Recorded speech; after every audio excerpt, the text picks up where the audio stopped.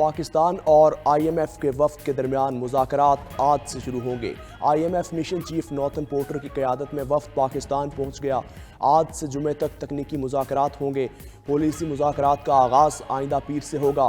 तकनीकी मुज़ाकरात में पाकिस्तान इस्लाहात के बारे में वफ्द को ब्रीफ करेगा। IMF मुतालबात पर अमल दरामद का जायज़ा लेगा। पॉलिसी सतह के मुज़ाकरात में पाकिस्तानी मईशत को दरपेश मसाइल और उनके हल के लिए अपना नुक्ता नज़र पेश करेगा और रियायतें मांगेगा।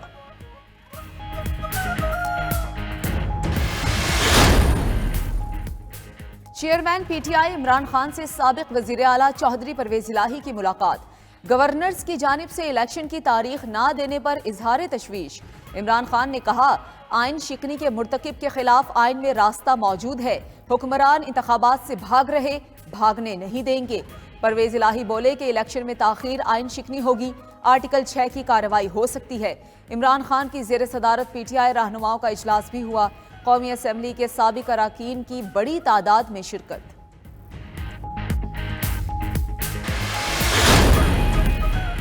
वफाकी वज़ीर कानून का 2 सूबों में निगरान हुकूमतों की मुद्दत में तोसी का इंदिया। आज़म नज़ीर तारड़ कहते हैं, निगरान हुकूमतों की मुद्दत में तोसी का इन्हसार हालात पर है। अमन व अमान या मुआशी सूरत हाल बेहतर ना हुई तो तोसी की गुंजाइश है। आइन में रहकर निगरान हुकूमतों के वक्त में कमी पेशी की जा सकती है। 1988 में सैलाब के बाइस इंतखाबात मुलतवी किए गए थे। वफाकी वज़ीर ख़जाना इसहाक डार ने असम्बलियों की मुद्दत में तोसी को अफवाह करार दे दिया।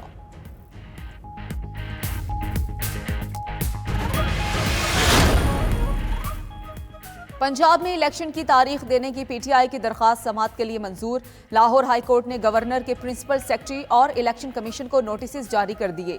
जस्टिस जवाद हसन ने रिमार्क्स दिए कि जमहूरियत के लिए लड़ना है, इलेक्शन 90 दिन में ही होने चाहिए। पता चला लेंगे कि तारीख किसने देनी है और इलेक्शन किसने कराने हैं। अदालत ने मजीद समाअत 3 फरवरी तक मुलतवी कर दी।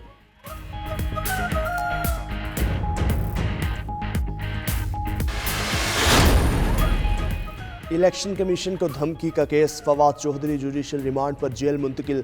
इस्लामाबाद की अदालत ने मजीद जिस्मानी रिमांड की पुलिस की इस्तदा मुस्तरद कर दी। फवाद के वकला का जमानत के लिए अदालत से रुजू करने का फैसला। दूसरी जानिब लाहौर हाई कोर्ट में फवाद चौधरी के खिलाफ दर्ज मुकदमात की तफसीलात के लिए दरख्वास्त पर समाअत हुई।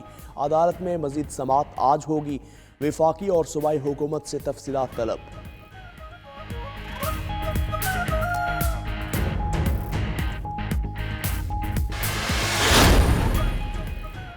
वज़ीर ख़ारजा बिलावल भुट्टो जरदारी की मॉस्को में रूसी हम मनसब सरगई लारोफ से मुलाकात। 2 तरफ़ा ताउन बढ़ाने समेत इलाकाई और आलमी उमूर पर बातचीत।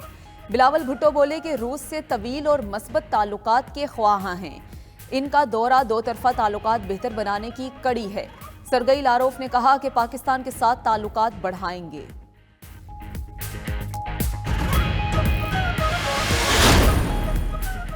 पुराने लॉ ऑफिसर्स बरकरार रहेंगे लेकिन हुकूमत की नुमाइंदगी नहीं कर सकते। निगरान वज़ीर आला पंजाब मोहसिन नकवी की ज़ेर सदारत काबीना इजलास में फैसला। पंजाब में नए लॉ अफसरान की तैनाती के फैसले की तौसीक कर दी।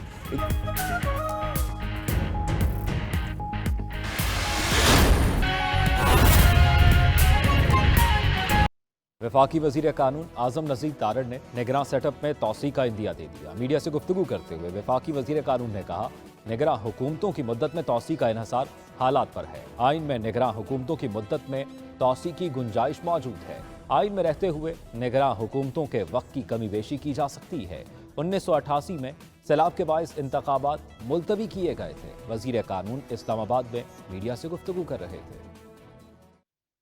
हालात पे डिपेंड करता है। आज तो अभी कोई ऐसी तजवीज़ नहीं है, लेकिन खुदा न खास्ता अगर कोई लॉ एंड ऑर्डर की सिचुएशन है, कोई मुआशी लिहाज से कोई ऐसी सूरत हाल से अल्लाह ना करे कि कोई ऐसी सूरत हाल बने, तो बिल्कुल कॉन्स्टिट्यूशनल डिस्पेंसेशन मौजूद है।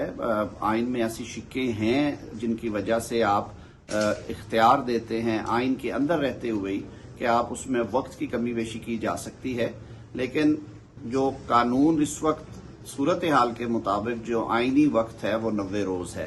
और माजी में आपने देखा होगा, जैसे 1988 में सैलाब जब आए थे तो इंतखाबात मुलतवी कर दिए गए थे। अगस्त में हालात ऐसे नहीं थे कि इंतखाबात हो सके। इसी तरह जनवरी में इंतखाबात होने थे सन 2008 में, लेकिन मोहतरमा शहीद बेनज़ीर भुट्टो साहिबा की शहादत की वजह से वो एक इतना बड़ा हादसा था कि उसकी वजह से सारे स्टेक होल्डर्स बैठे और इलेक्शन कमीशन ने इंतखाबात की तारीख तब्दील करके उसको 6-8 हफ्ते आगे ले गए थे।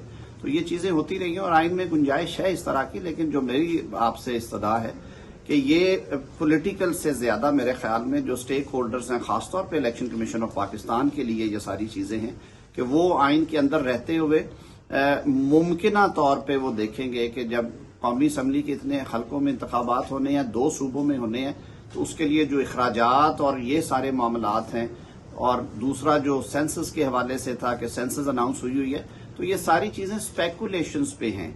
ये सारे डिसीजंस जो हैं ये इलेक्शन कमीशन में होने हैं।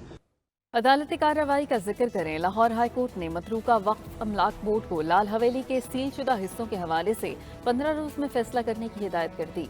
अदालत ने मतरूका वक्फ अमलाक बोर्ड की निशानदेही पर शेख रशीद की दरखास्त भी निपटा दी। खास पर लाल हवेली डीसील न हो सकी। Lahore high court Rawalpindi bench ने मतरूका वक्फ अमलाक बोर्ड की निशानदेही पर शेख रशीद की दरखास्त निपटा दी। Lahore high court Rawalpindi bench के जस्टिस वकास रऊफ ने शेख रशीद अहमद की जानिब से लाल हवेली और उससे मुत्तसिल यूनिट को डीसील करने की दरखास्त पर समाअत की। मतरूका वक्फ अमलाक बोर्ड हुकाम ने अदालत के इस्तफसार पर बताया कि लाल हवेली का रिहायशी हिस्सा नहीं बल्कि 2 मुल्हिका यूनिट्स सील किए गए हैं जिनसे शेख रशीद का कोई ताल्लुक नहीं। इन यूनिट्स पर शेख रशीद की अपील भी एडमिनिस्ट्रेटर मतरूका वक्फ अमलाक बोर्ड के पास ज़ेरे इल्तिवा है। अदालत ने मतरूका वक्फ अमलाक बोर्ड को हिदायत की कि वो मुल्हिका सील शुदा यूनिट से मुताल्लिक अपीलों पर 15 दिन के अंदर कानून के मुताबिक फैसला करें। अदालत ने शेख रशीद को भी हिदायत की कि वो अपनी अपील की पैरवी के लिए 1 फरवरी को जाती हैसियत में या अपने नुमाइंदे के जरिए एडमिनिस्ट्रेटर मतरूका वक्फ अमलाक बोर्ड के रूबरू पेश हों। हाई कोर्ट का फैसला सुनकर शेख रशीद इंतजामिया पर बरस पड़े। आज लाल हवेली पर हमला आवर होने वालों और शब खून मारने वालों के लिए एक शिकस्त और एक उनकी जिल्लत और रुसवाई का दिन है। जस्टिस मिर्जा वकास रऊफ साहब ने ऑर्डर दिया है, हमारी 50 साल पहली मलकियत को तस्लीम किया गया है कि लाल हवेली शेख रशीद की मलकियत है। शेख रशीद अहमद लाल हवेली की बालकनी में आए और उनसे हमदर्दी के लिए आने वाले अफराद का शुक्रिया अदा किया। मुस्लिम लीग नून ने पार्टी की सीनियर नायब सदर और चीफ ऑर्गेनाइजर मरियम नवाज के मुल्क गिर तंजीमी दौरों का शेड्यूल जारी कर दिया। 1 फरवरी से हंगामी दौरों का आगाज करेंगी।